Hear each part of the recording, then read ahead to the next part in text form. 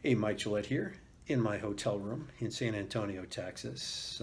I'm in Texas speaking at a martial arts training conference, and I'm doing a class tomorrow on mental toughness training. And the audience is primarily martial arts instructors and martial arts school owners. So these are people who have an audience, they have a sphere of influence, and I'm going to give them some additional resources to expand that sphere and also provide them with more powerful tools of influence.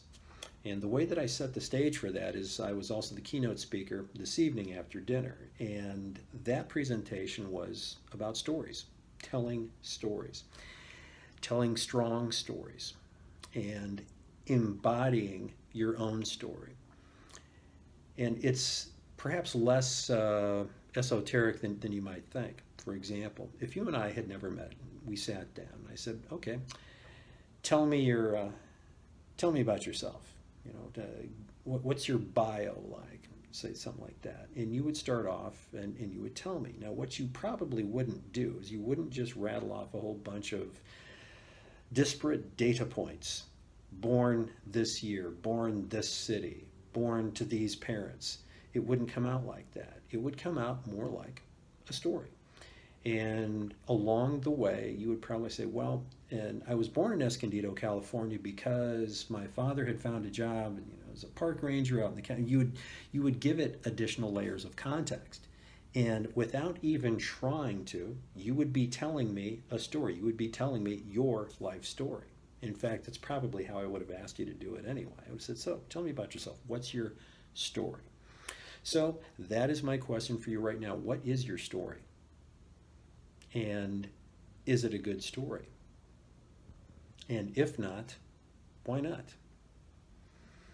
The very first slide, I used PowerPoint tonight. The very first slide contained one of my Mike Gillette quotes, which is, "Success and failure are simply stories we tell ourselves," which amplifies 2 points. Number one, we tell ourselves a lot of stories. We're also telling the world a story about ourselves. But the way that story is projected has a lot to do with your point of view, your frame of reference. So success or failure, well, what's the story feel like today? It may feel like one or the other. It may feel somewhere in between. And it may actually be different from how you're seeing it, but you're experiencing it in a particular way. So what is your story? What is it right now? Is it the story that you want to be writing? If not, why not? And if not, why not do something about that? Now, it's very much a cliche to say, we can't control what we experience in life. We can only control how we respond to those experiences or how we deal with those circumstances. And even though it's a cliche, it's still nonetheless very true. There's a lot in life we can't control, but there's far more in life that we can if we would only choose to, if we would be willing to be accountable to that.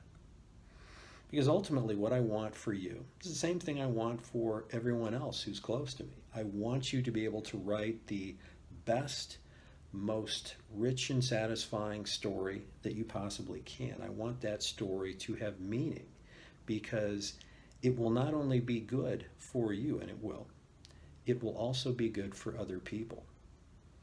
How many times have you been inspired by someone else's story? Who can count? It happens all the time for all of us. And you don't have to be a hero thrust in extraordinary circumstances to have an inspiring story. Sometimes just persisting in the face of resistance and adversity can be pretty hard to do. And in so doing, it can become pretty inspiring. If you have a long-term goal and you know it's a long-term goal, just staying on that path can be very inspiring. If you have a ridiculous, unreasonable goal, just saying that ridiculous, unreasonable goal out loud, that's kind of inspiring because not a lot of people are willing to do that, to be accountable for their dreams in that way. Now, having a great premise for a story is different than living out a great story. The work is still required, but the process in itself is very rewarding. Living the great story is amazing. I've known so many people who have lived great stories. I'm living out my story. I'm living out my own story as best I can, and I'm trying to encourage others along the way to live out their best story too. So if you're happy with your story, if you're happy with the way it's going, that's fantastic. Good for you. God bless. Drive on. However, if you're a little frustrated by that story, pause.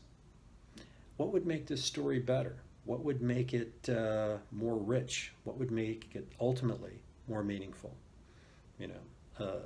I measure success in terms of significance and meaning, and living as closely to my values as I possibly can.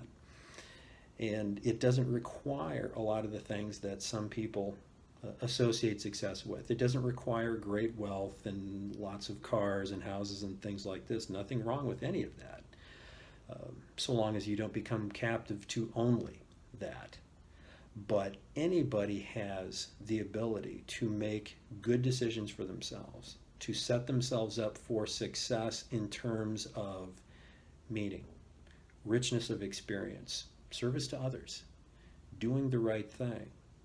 Those can be very amazing stories. So, what's your story?